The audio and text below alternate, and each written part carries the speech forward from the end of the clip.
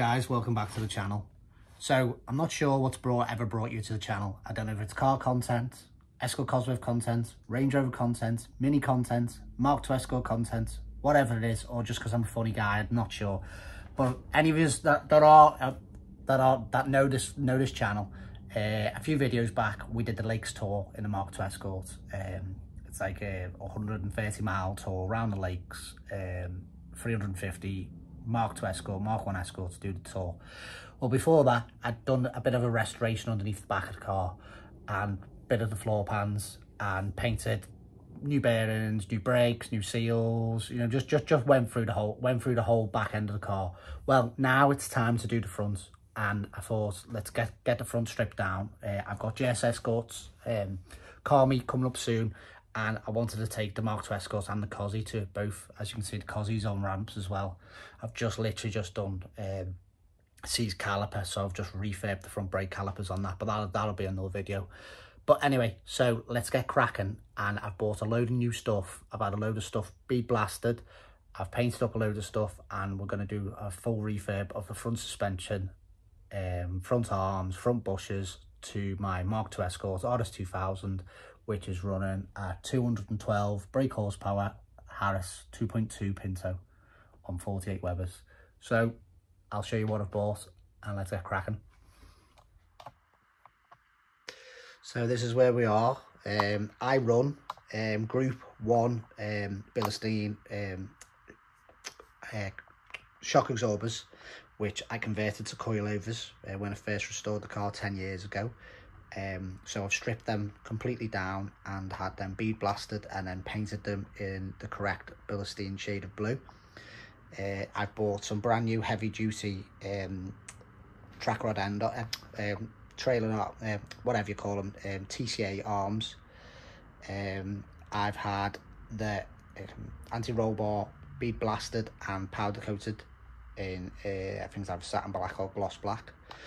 I've bead blasted and refurbed the steering arms, so they're gloss black. I've painted them in POR 15. The front suspension top mounts, I've got new front suspension top mounts.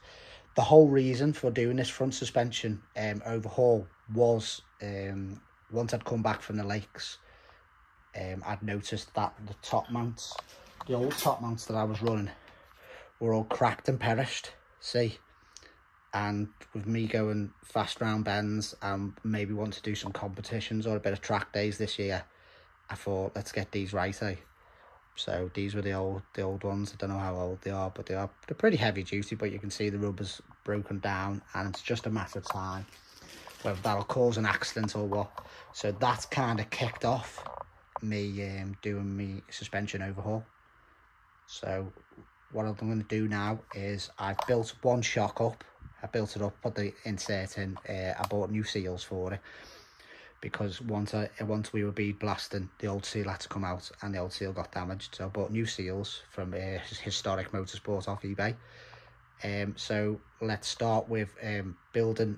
I built that one up off camera just so I know what I'm doing, and everything went perfectly well and everything fitted. So let's build this one up on camera. Okay, let's get cracking. Any of us that know me will know that I like to have everything super clean. As I say, I've had these bead blasted and I've painted them in the correct shade of Bilstein blue.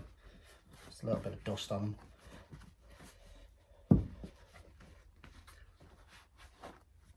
Okay, so bit of white grease. This has already got new bushes in, brand new seals. Put them in. So this is our insert shock. See, all sweet. So give this a little spray here. I like this stuff because it's less messy, you know, than having a tub of grease and getting your fingers in and stuff like that. Even though I do like to get my fingers wet. Slide this in nicely. There we go. Okey-doke. Oh. Then turn upside down, and this has, you know, let me just adjust the camera for you. There we go, you can see me a bit better. This has, this is tapped, this material's tapped, and the end of the strut is tapped, and then you will screw the end of the strut insert into the strut. Well, should we say the damper insert into the strut, and then put the lock nut on. There's a little knock nut here. So, because we want the thread to come up, I'm going to do an undoing mechanism, well, undoing direction. And the strut will come up.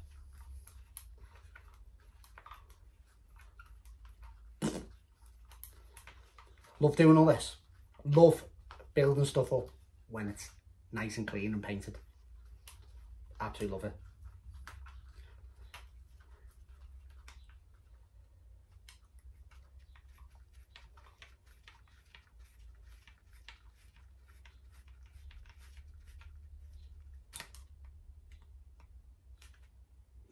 Okay, and then we'll just start the nut off.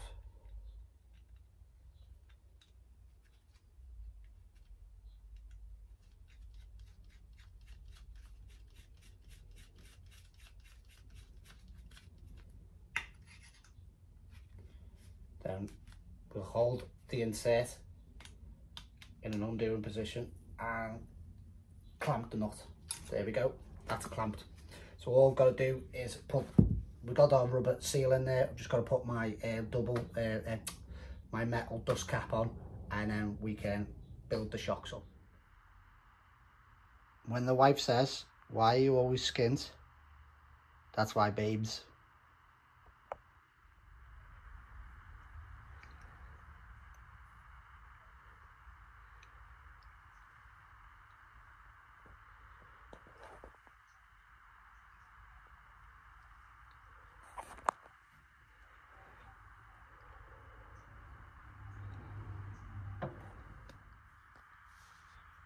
Anyone was ever wondering how to fit your anti-roll bar, this is how I do it. I ratchet strap it up so it pulls the ends in, and then the ends will meet up. Just before I started ratchet strapping, I realised I had the anti-roll bar the wrong way around. So it's always good to take pictures of stuff before you strip it down, because then you know where what you're at. Always say that when you start, even when you're doing just little work like this. This has took about 3 weeks turnaround from stripping it down to rebuilding it back up and waiting for the powder coater and waiting for the blaster and getting stuff mail ordered in. So it just takes time, you know what I mean? But defo say take pictures of stuff before you strip it down so you know how it goes back together. So yeah, this is the way I do it. I ratchet strap it together, pulls the legs in, and then I'll let the ratchet strap, put both washers and nuts on slightly, and then I'll let the ratchet strap go, and then we'll tighten up the top bit of anti-roll bar.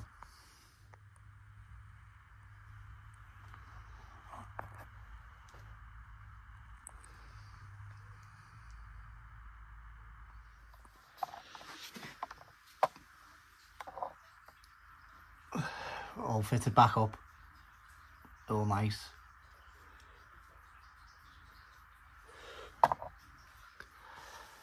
So I've literally got this ready for the GS Escort to meet tomorrow. Literally finished boxing her up. So going to stick it down on the floor and set the heights for the coilovers. So yeah, literally finished it. As I say, just going to lower it down and set the coilover heights. I did measure the coilovers, but with you using different top caps, they might be a different height. So I'll set it down on the flat on the floor now and set the coilover heights. But as I say, you guys who want classic cars, who haven't got classic cars, you know what I mean, who are after a classic car, you need a place to work in. It is absolutely pissing down outside, and I know you can hear some running water. That's actually the water just running down one of my drains. I have like an overflow pipe that comes into the garage. As I say, you need a dry place to work on the cars, mate. Look at this, I've got some good space around it, and you just need a dry space to work on the cars, because there's nothing worse. This is why I can work late at night, and when it's raining and stuff, it's just great. It's great having your own little man area, you know what I mean? You put all your little pictures on the walls and all your model cars and stuff. It's just great having your own little area. Right guys, hope you liked the video. Just a little insight of all the bits and pieces I do to keep my Mark II Escort back on the road. I am going to touch up some of the paint underneath the front. I didn't really have time because I'm trying to get ready for GS Escort to meet tomorrow, and it will be ready to take. So as long as it's dry, me and the wife are hopefully going to take both of the cars down there, get her to drive the Cosy, and I'll drive the Mark II Escort, so that should be quite a good little day. And please like and subscribe, and I'll see you on the next one. You take it easy. Latest. Please like and subscribe.